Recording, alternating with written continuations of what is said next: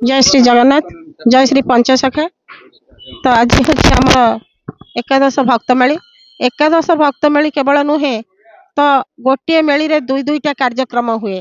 तेणु एकादश भक्तमेली कहले तार दुई दुईटा मिसेले कहीं केते कौन। तेणु ये दुई दुईटा मेली प्रति जगह होगी आसी। तेणु आज ये जो भक्त मेली एकादश भक्तमेली आपर नेक्स्ट को रखा जाए खंडगिरी। तेणु प्रति जगह आम दुई दुई थर बुलुचु। खंडगिरी रे आर वर्ष होता ए वर्ष भी हम विरजा क्षेत्र में होता पुणी भी विरजा क्षेत्र में हम प्रति जगह रे दुई दुई थर हो। तेणु मु आमर जो भक्तमेली वर्तमान आरंभ हो सारी ए भक्तमेली लक्षण हूँ आसुचंती जो साधु सन्थ माने परस्पर को चिन्हिबा और जानिबा। तापरे कोठी को कोण अनुकोण रे रहिसंती भक्तालु माने परदा ओपर को से माने आसी पारु नाहंती। तेणु सेमानकु आनिबा पई एहार प्रयास से माने रहुचंती किंतु प्रकृत भक्त गुंभा भीतर रहिचंती ए पर्यंत बाहरु नांती। जो माने भक्त नुहंती से माने परदा ऊपर को एठी आसी जो हो हल्ला करूचंती एहा को बंद करा दिबा उचित, रद करा दिबा उचित। से माने भी लोकन को भंडामी करी पैसा ता आदाय करूचंती। यह केते दूर ठीक है सनातन धर्म उपरे कोन तार प्रभाव पड़ुनी। तेणु गोमाता सुरक्षा सनातन धर्म एवं आजिकाली ए जो साधु सन्थ मानकु बलि दिया जाउची प्रकृत साधु सन्थ एठी बलि पड़ी जाउचंदी एवं जे कि डुप्लिकेट साधु सन्थ ऊपर को जाउचंदी। तेणु कथारे अछि सत्य कोन करिवो ना दिने ह्रास हबो एवं असत्य ऊपर को उठिबो। समय आसीबो सत्य निश्चित ऊपर को उठिबो। तेणु वर्तमान सत्यर लुकायित अवस्था। तेणु यही परिप्रेक्षी मु कहिबी एकादश भक्तमेली रे नेमाळुरु आसीथिबा आम सनातन भाई तांको कहिबी से किछि तांको श्रीमुखरु किछि कहंतु। जय अच्युत जय अनंत जय जगन्नाथ प्रभु। तो आज बड़ सौभाग्य ए माँ सारालंका पीठारे आमर एकादश भक्तमेली माँ मीरा माँ द्वारा आयोजन एवं धन्यवाद मीरा माँ को। से खाली आमर झंकड़ पीठ नुहे सारा ओडिशार जेते देवादेवी पीठ माँ पीठ मान सब रही ए गुरु अनेक भक्तमेली कर चलती आमर किसी साधु सन्त मैंने भी साहाय्य सहयोग कर उद्देश्य है एक्चुअली भक्त कौटी हाटरे बाटरे गढ़ती ना भक्त हिसाब से रुहति। ये भक्तमेली उद्देश्य है जे एक्चुअली भक्त को माने से भक्त मान ठाब करवा एवं तांको ये भक्तमेली सामिल करवा एवं ये सत्य सनातन धर्मर प्राण प्रतिष्ठा करवा ये भक्तमेली उद्देश्य। एणु बहु पीठरे ये कार्यक्रम करने द्वारा कौटी भक्त मैंने अच्छा से भक्त मैंने केमती आसी पहुँचे ये सत्य सनातन धर्मर केमती प्राण प्रतिष्ठा हम आ ये जनमानस को ये समाज को ये जो 2 नंबर बाबा साधु महाराज बाहर की ये जो यूट्यूब चैनल वाला बाहर की जहाँ नहीं ताको भक्त कर छाड़ दौरान जहाँफल कि जे सत्य भक्त से पदा को बाहरी पार ना। ये मेलीर भक्तमेलीर उद्देश्य है एक्चुअली भक्त किए तार काम कौन तार कार्य कौन जदि ठीक भक्त ताको धरवा एवं ये कार्यक्रम लगेवा एवं प्रथम काम है ये गोमाता मान को सुरक्षा दबा। केमती आमर राधा राधा कहला भाया आमर योजना चलती गोटे बड़ गोशाला करा जो गोशाला कि गोमाता मान सेवा कर रखा जे रखी न पार से आमको हैंड ओवर कर आम पाखे जो भल गोमाता मान अच्छा तुम मैंने रखिपार तुमको भी सारा दान करा। एणु भक्तमेलीर उद्देश्य सब भल थाए आज माँ सारालंका पीठरे जी साधु सन्त मुनि मैंने माँ द्वारा आसी पहुँची ये भक्तमेलीर उद्देश्य है केवल ये सत्य सनातन धर्म प्राण प्रतिष्ठा करवा प्लस आमर साधु सन्त भक्त मैंने कौटी अच्छा ठाब करवा एवं ये जो 2 नंबरिया बाहर की विभिन्न प्रकार संगठन कर बाहर ठाब करवा दरकार हेले एमान कौन पदक्षेप नि कौन कर तार सुबंदोबस्त करवा आज भक्तमेलीर उद्देश्य। तो आउ अनेक भक्त मैंने आम पाखे अच्छा से परिचय दवा एवं से आज किसी कार्यक्रम बाबद में कहवा। बर्तमान आमर अनंतनाम महाराज अच्छा अनंत महाराज आपन किसी सतबाणी शुणेबे। जय जगन्नाथ। जय जगन्नाथ। जय श्री पंचसखा। जय माँ आद्याशक्ति। आम पाखे जो अनंत बाबा बसी से आसी को क्षेत्र कुंज बिहारी मठ बड़खीर आसी। तेणु ये मुक्ति क्षेत्रु आसीचंती आम पई गौरवर कथा किंतु तांक द्वारा आमे चाहिबू साधु संत जदि आज साधु संत माने प्रकृत साधु संत माने बळी पड़ी जाउछंती एवं अन्य साधु संत माने दुई पद घोषी बाहर को जो आसी ए जो सब नीलाम हो जाउछंती सेमानकु मु अनुरोध करिवि से सब पंचसखा को निंदित करा जाउची पंचसखा परे एभली निंदनीय अपराध करंतु नाही सनातन धर्मर यह द्वारा कौन ह्रास होनी कि सनातन धर्मर मुख्य उद्देश्य बापा माँ को सम्मान दबा सत्य कहवा सनातनर फुल फॉर्म जदि आमे आनिबा ताहले सत्य नाम एवं तत्व एवं सनातन नम्रता तेणु सनातनर फुल फॉर्म हला एया तेणु आम पाखरे जदि नम्रता नाही आमे की प्रकार साधुतारे रहिबा तेणु प्रथमे आमको साधुतारे रहिबाकू पड़िबो तापरे सत्यरे रहिबाकू पड़िबो तापरे आमे नाम को जानिबा बा तत्व को जिबा जदि ए होचे सनातन धर्मर लक्ष्य आम पाखरे आज नम्रता नाही आम पाखरु बापा माँ को आमे आज हरई बसुचु कहीं ना बापा माँ को चिन्हुनु तेणु एठी कुंतला कुमारी साबत लिखिथिले आम प्रकृत जीवंत देवता न खांती खीरी पुरी तेणु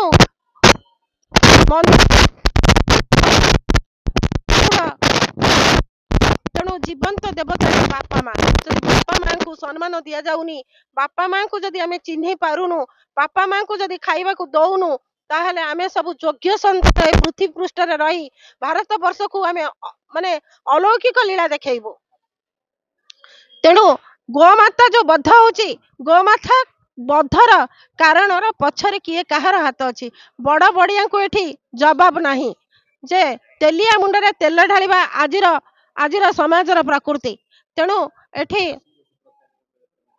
एठी तेल तेलिया को मनीषटी सम्मान दउची बड़ बड़िया को एठी सम्मान मिलुची प्रकृत भक्त काहा को कहबा प्रकृत भक्त एठी काहा को कहबा गोटे गरीब मळीमुंडिया गछ मूले पड़िची ताकू केही पचरु नांती से भगवान को डाकुची आज से भक्त बळी पडुची को कोण अनुकोण से खाइबा को पाउनी तेणु ताकू केही पचरिबा को नाही तेणु एई परिप्रेक्षी रे मु कहिबी जे समाज रे ए सब काम जे आमे जदि प्रकृत भल काम करबा को आसीछे ताहले प्रथमे बापा माँ को सम्मान दबा घरे वृंदावती को मानिबा एवं सत्य सत्य पथरे जिबा एवं गछ लगेइबा पशु पक्षी को आमे आदर करिबा गो होजी गोटे पशु तेणु तांको आदर करिबा ए जदि नाही ताहले आम सनातन धर्मर अवक्षय घटुची निश्चित भाव में तेणु यही परिप्रेक्षी रे मु अनंत बाबा को कहबी से किछि कहिबे।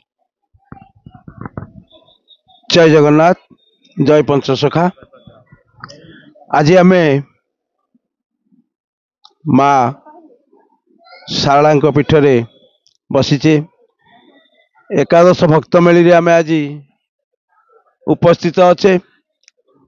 सर्वप्रथम मु धन्यवाद देवी मीरा माँ को जे से आमर ये जो सनातन धर्म केमिति अवक्षय होउची साधु संत माने केमिति आज ये कलिर कराल रे बलि पड़ुछंती आउ केमिति प्रकृत रे जो माने भक्त जो माने भगवान कर आश्रित से माने आज केमिति लुकायित रही जाउछंती आउ जो माने प्रकृत रे भंड दुई नंबरी साधु बेश धरी आज समाज रे प्रतिष्ठित होउछंती। एबे सोशल मीडिया रे भाइराल होइथिला भुवनेश्वर रे बहु भंड साधु माने धरा पड़ी थिले।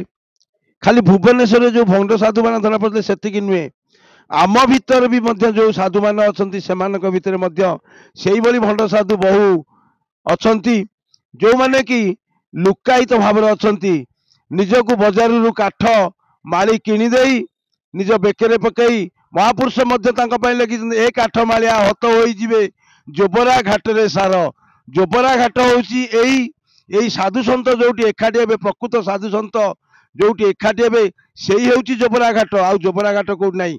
तेणु जो माने काठ माली मेचा मेचा पकई बेकेरे आज निजको सोशल मीडिया आगे निजको ବଡ ବଡ ସାଧୁ ବୋଲି ପରିଚୟ ଦଉଛନ୍ତି, ସାଧୁ ମାନଙ୍କର ଯୋଉ କୁତ୍ସାରଟନା କରୁଛନ୍ତି ଯୋଉମାନେ, ସେମାନେ ଆଜି ନିଶ୍ଚିତ ଭାବରେ ଯୋବରା ଘାଟରେ ବଳି ପଡିବେ। ଏକଥା ମହାପୁରୁଷ ମାନେ ଲେଖିଛନ୍ତି। ମହାପୁରୁଷଙ୍କର ଚିନ୍ତାଧାରା ଯେ ସେମାନେ ନିଶ୍ଚିତ ତାଙ୍କର ଉପଯୁକ୍ତ ଭକ୍ତକୁ ସେ ପାଖକୁ ଆଣିବେ, ଆଉ ଯୋଉମାନେ ଭଣ୍ଡ ସେମାନଙ୍କୁ ନିଶ୍ଚିତ ଭାବରେ ଦୂରେଇ ଦେବେ। କାରଣ ଦୀପ ଯେତେବେଳେ ଲିଭିଯାଏ ସେ ଅଧିକ ପ୍ରଜ୍ୱଳିତ ହେଇ ଲିଭିଯାଏ।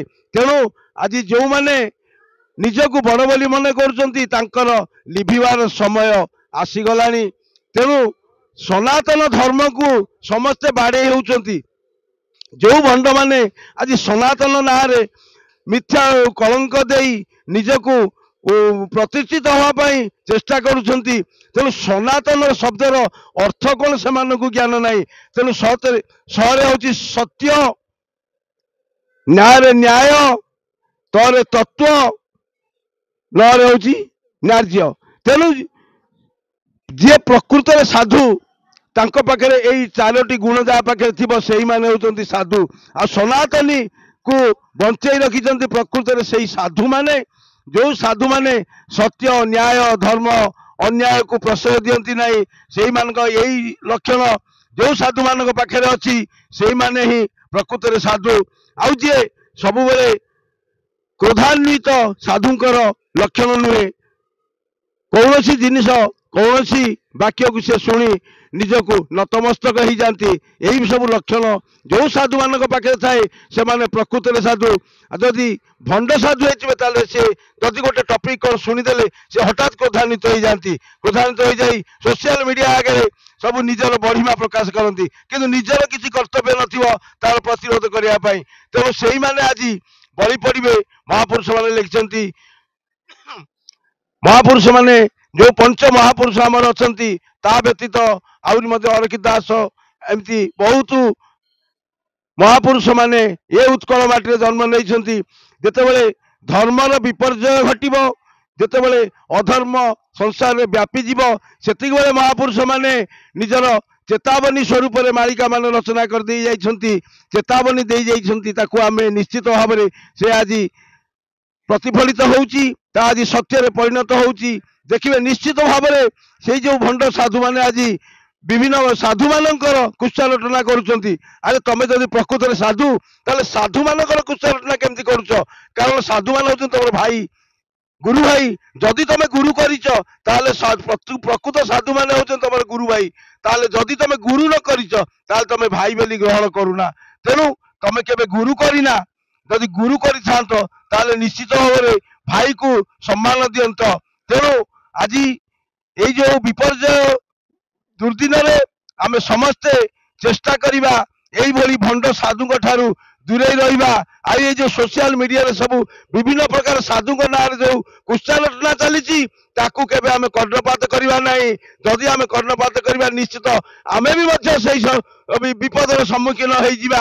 ତେଣୁ ସମସ୍ତ ଭକ୍ତମାନଙ୍କୁ ଆମର ଏଇ ସାଧୁ ମେଳି ତରଫରୁ ଆମର ବିନମ୍ର ଅନୁରୋଧ, এইଭଳି କୁତ୍ସାରଟନାକାରୀ ବ୍ୟକ୍ତିମାନଙ୍କ ଠାରୁ ସବୁବେଳେ ଦୂରେଇ ରୁହନ୍ତୁ। ଆଉ এইଭଳି କୁତ୍ସାରଟନାର ଶିକାର କେବେ ହବାକୁ ଚେଷ୍ଟା କରନ୍ତୁନୁ। ଏଇ ଯୋଉ ବାର୍ତ୍ତା ସବୁ ତାକୁ କେବେ କର୍ଣ୍ଣପାତ କରନ୍ତୁ ନାହିଁ, ତାକୁ କେବେ ପଢନ୍ତୁ ନାହିଁ, କିମ୍ବା ତାକୁ କେବେ ଶୁଣିବାକୁ ଚେଷ୍ଟା କରନ୍ତୁ ନାହିଁ। ତାହେଲେ ନିଜେ ନିଶ୍ଚିତ ଭାବରେ ଆମେ ସନାତନକୁ ବଞ୍ଚେଇ ରଖିବା। ତା ନହେଲେ ସନାତନ ଆଜି ଯେ ସନାତନ ଧର୍ମ ଆଜି ଯେମିତି ବିପର୍ଯ୍ୟୟ ହେବାକୁ ଲାଗିଛି, এইଭଳି ଭଣ୍ଡ ସାଧୁମାନେ ଆଜି এইଭଳି ଭଣ୍ଡ ତପସ୍ୱୀ ମାନେ, এইଭଳି ଭଣ୍ଡ ଭକ୍ତମାନେ ନିଜକୁ ବଡ ବଡ ଭକ୍ତ ବୋଲି ପରିଚୟ ଦେଇ ଆଜି ବଡ ବଡ କଥା ଗପି ଚାଲୁଛନ୍ତି ସୋସିଆଲ ମିଡିଆରେ। ତେଣୁ ଆମେ ସେଥିରୁ ସବୁବେଳେ ଦୂରେଇ ରହିବା। ତାହେଲେ ନିଶ୍ଚିତ ଭାବରେ ସନାତନକୁ ଆମେ ବଞ୍ଚାଇ ରଖିବା। ଏହା ହିଁ ମୁଁ ମୋ ତରଫରୁ ସମସ୍ତ ଭକ୍ତମାନଙ୍କୁ ନିବେଦନ କରୁଛି। ଆଉ ବିଶେଷ କିଛି କହୁନି। ତାପରେ ମୁଁ ମୀରାବାକୁ ଅନୁରୋଧ କରିବି ଯେ ପରବର୍ତ୍ତୀ ବକ୍ତାଙ୍କୁ ଅନୁରୋଧ କରିବା ପାଇଁ।